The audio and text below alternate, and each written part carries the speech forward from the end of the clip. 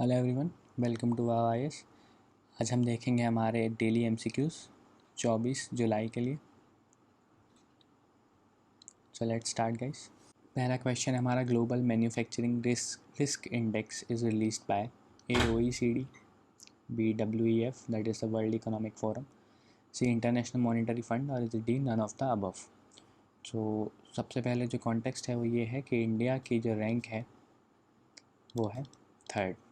First पे US and China है, second पे चाइना है मतलब, और फर्स्ट पे यूएस है। दूसरी जो इम्पोर्टेंट चीज़ है वो ये है कि जो ये ग्लोबल मैन्युफैक्चरिंग रिस्क इंडेक्स है ये ओईसीडी, डब्ल्यूईएफ या आईएमएफ तीनों में से कोई नहीं निकालता है। आंसर है D, none of the above. ये रिपोर्ट निकालता है US based property consultant Cushman and Wakefield. तो ये आपको याद रखना है, क्रशमैन एंड वेकफील्ड। ये एक यूएस की कंसल्टेंसी फर्म है, तो वो ये निकालती है। Now the other important points about this is 48 countries इसमें इंक्लूडेड है। 48 कंट्रीज़ की रैंकिंग होती है। 3 रीजन्स इसमें इंक्लूडेड हैं, Americas, North America, South America मिला के, फिर है Europe, and the third region is the Asia Pacific. तो ये 3 रीजन्स में 48 कंट्रीज़ हैं और इन 48 कंट्रीज़ की रैंकिंग होती है। नाउ अदर इम्पॉर्टेंट पॉइंट जो है कि इसमें 4 पैरामीटर्स हैं, 4 पैरामीटर्स हैं। अब वो कौन कौन से चार पैरामीटर हैं? सबसे पहले है बाउंस बैकेबिलिटी। ज़्यादा समझने की ज़रूरत नहीं है, ये मैं बस आपको ऐसे ही बता दे रहा हूँ जिससे कभी कोई क्वेश्चन आ जाए तो आपको ये सब याद रहे, थोड़ा बहुत हल्का सा। फिर दूसरा है कंडीशंस, किस कंडीशंस में फ़र्म काम करते हैं। तीसरा है कॉस्ट, ओके, एंड चौथा है रिस्क्स। सो ये 4 इसके क्राइटेरिया हैं, इन पे रैंकिंग होती है। इंडिया थर्ड पोजीशन पे जैसे कि मैंने बताया, और क्रशमैन एंड वेकफील्ड इसको निकाला है। Now let's move forward guys. Now question number 2 is consider the following statements related to Godhan Nyay Yojana. ये हमारे करंट अफेयर्स मॉड्यूल में कवर्ड है गाइस, तो please refer to our current affairs. Statement 1, it aims to preserve Indian cow breeds, and Statement 2, it is a pan-India initiative of Government of India। तो जो context है news का, उससे हमारा ये स्टेटमेंट तो क्लियर हो जाएगा कि ये इन स्टेटमेंट इनकरेक्ट है। ये जो गवर्नमेंट है, ये जो स्कीम है, sorry, that involves the Chhattisgarh government. Chhattisgarh government की ये स्कीम है गोधन न्याय योजना, और इसके तहत ये काउडंग परचेज करेंगे एट ₹2 पर किलोग्राम। काउडंग एट ₹2 पर किलोग्राम। तो इससे क्या क्या फ़ायदे होंगे? तो सबसे पहला फ़ायदा ये होगा कि जो स्ट्रे कैटल हैं, स्ट्रे कैटल वो शहरों में आपको देखने को नहीं मिलेंगे। तो एक तरीके से अर्बन एस्थेटिक को इम्प्रूव करने का इनका एक मकसद है। दूसरा जो इम्पोर्टेंट इससे सिग्निफिकेंस है इस स्कीम का, वो ये है कि फार्मर्स जो हैं, जो कैटल को ब्रीड करते हैं, उनको इकोनॉमिकली आप हेल्प करेंगे। ओके, तो इकोनॉमिकली प्रॉफिटेबल हो जाएगा कैटल को रियर करना। तो ये इसका मेन मोटिव है।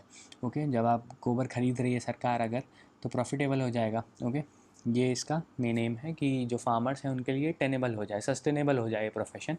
और इसके जो साइड बेनिफिट्स हैं वो ये हैं कि स्ट्रे कैटल नहीं आएगा आपका। फिर जो ये काउडंग सरकार परचेज़ करेगी, उससे वर्मी कंपोस्ट बनाने की तैयारी है, वर्मी कंपोस्ट। ओके, सो दूसरा स्टेटमेंट हमने डिस्कस किया है कि गलत है, छत्तीसगढ़ गवर्नमेंट की ये स्कीम है। और पहला statement, it aims to preserve Indian cow breeds, ये भी गलत है। ये एक्चुअली इंडियन काउ ब्रीड्स को प्रिजर्व करने की स्कीम नहीं है। इसका बेसिक एम है इस प्रोफेशन को इकोनॉमिकली सस्टेनेबल बनाना, प्रॉफिटेबल बनाना, ऊपर से जो अर्बन एस्थेटिक्स हैं उनको इम्प्रूव करना, जिससे स्ट्रे कैटल आपको मार्केट में देखने को नहीं मिलेगा और गंदगी भी नहीं मिलेगी, क्योंकि गोबर सरकार खरीदेगी तो गोबर आपको सड़कों पर नहीं मिलेगा। तो आंसर है हमारा D, neither 1 nor 2। Now let's move forward. Now question number 3 is, consider the following statements with respect to the Consumer Protection Act of 2019। याद रहे कि इसने कंज्यूमर प्रोटेक्शन एक्ट ऑफ 1986 को रिप्लेस किया है। ओके, तो this act has been replaced by the consumer protection act of 2019। और अगर आपको याद हो कि ये भी हमारे करंट अफेयर्स में कवर्ड है, तो अगर आपने हमारा करंट अफेयर्स आप फॉलो कर रहे हैं तो आपको ये सारे आंसर्स आते हैं already. Statement 1, it aims to set up a central consumer protection authority to protect consumer rights. And statement 2, e-commerce platform is out of its purview as it is dealt by a separate act. तो context यही है कि consumer protection act 2019 इसको लाया गया है और इसको 1986 वाला जो एक्ट था उसको रिप्लेस कर दिया गया है. ओके, नाउ इसमें जो सबसे इम्पोर्टेंट पॉइंट है वो ये है कि कंज्यूमर की जो डेफिनेशन थी इसको और वाइड बना दिया गया है. अब अगर आप कोई भी सामान परचेज़ करते हो या सर्विसेज लेते हो और आपका मोड ऑफ़ ट्रांजैक्शन कुछ भी होता है, ऑफलाइन या ऑनलाइन या कैसे भी तरीके से आप ट्रांजैक्शन करते हो, तो भी आप इस कंज्यूमर प्रोटेक्शन एक्ट के अंदर प्रोटेक्टेड हो. तो ये जो बात हुई कि e commerce platform is out of its purview, ये बात गलत है. ई कॉमर्स प्लेटफॉर्म्स भी इंक्लूडेड हैं. तो दूसरा स्टेटमेंट हो गया है गलत. Now it aims to set up a central consumer protection authority to protect consumer rights. ये स्टेटमेंट एकदम सही है. 3 लेवल पे कमिटीज़ होंगी. सबसे पहले डिस्ट्रिक्ट लेवल पे कमेटी होगी, फिर स्टेट लेवल पे कमेटी होगी. ओके, और स्टेट लेवल के ऊपर सेंट्रल लेवल पे एक कमेटी होगी. और इन सब के फंक्शंस और जो इनका ज्यूरिसडिक्शन है वो अलग अलग होगा. कितने अमाउंट पे कौन सी कमेटी काम करेगी वो सब अलग अलग है. तो आप हमारे गज़र इंटरफेस मॉड्यूल से देखिएगा, बहुत सारे डिटेल में हम MCQs में नहीं जाएंगे. आंसर है A1 only. Okay, now let's move forward. Now question number 4 is, consider the following statements with respect to National Financial Reporting Authority. Statement 1, Companies Act 2030 provided for the creation of an FRA. And statement 2, the jurisdiction of an FRA would extend to listed companies only. अब यहाँ पे extreme statement आ गया only, so you should note this.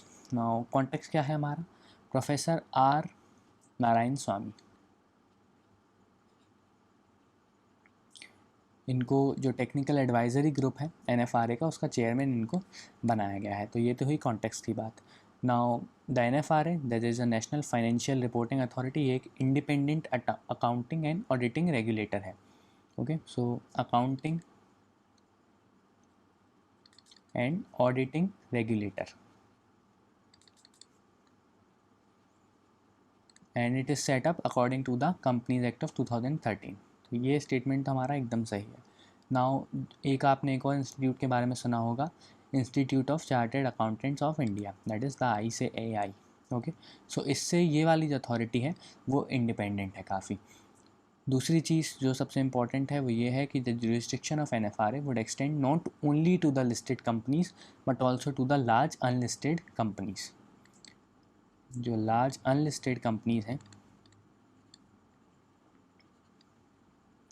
उस पर भी इसका jurisdiction लागू होगा. Okay, now the propose structure क्या है? तो सबसे पहले एक चेयरपर्सन होंगे. ओके, चेयरपर्सन हुए, फिर 3 फुल टाइम मेंबर्स हुए. Full time members short form में लिख रहा हूँ, प्लीज़ देख लीजिएगा. एक secretary, okay, and also 9 part time members. तो ये इसका NFRA का स्ट्रक्चर है. Now NFRA will also have the powers to impose a fine of less than ₹1,00,000, लेकिन ये और ज़्यादा फ़ाइन बढ़ सकता है, वो कंडीशंस पे डिपेंड करेगा. तो बेसिकली ये अकाउंटिंग एंड ऑडिटिंग का एक रेगुलेटर है, इंडिपेंडेंट रेगुलेटर है. उसका ICAI से ज़्यादा कुछ लेना देना है नहीं. तो हमारा आंसर है A1 only. Okay, so now let's move forward guys. Now question number 5 is, Bagjan well was recently in the news for gas leak. Is situated in the state of A. Gujarat, B. Maharashtra, C. Andhra Pradesh or is it D. Assam. तो आपने काफ़ी news में देखा होगा Baghjan well, Tinsukia district of Assam, sorry Tinsukia district of Assam. तो इसमें gas leak हुआ और जो इसको अंडरटेक किया था, जो ऑर्गेनाइजेशन इसकी सुपरवाइजिंग अथॉरिटी थी, वो थी ऑयल इंडिया लिमिटेड. 2006 से यही ये प्रोजेक्ट चला रही है. Okay, oil India limited since 2006. तो ये गैस लीक हुई है यहाँ पर. जो सबसे इम्पॉर्टेंट चीज़ है वो ये है कि एक नियर बाय वेटलैंड है जिसका नाम है मगूरी मोटापंग. मगूरी मोटापंग, और ये एक वेटलैंड है और इसको काफ़ी सीवियरली डैमेज किया है इस गैस लीक ने. एक और जो इम्पोर्टेंट पॉइंट है वो ये है कि सिर्फ 900 मीटर दूर पे जो हमारा एक बहुत इम्पॉर्टेंट नेशनल पार्क है, that is the Dibru Saikhowa national park,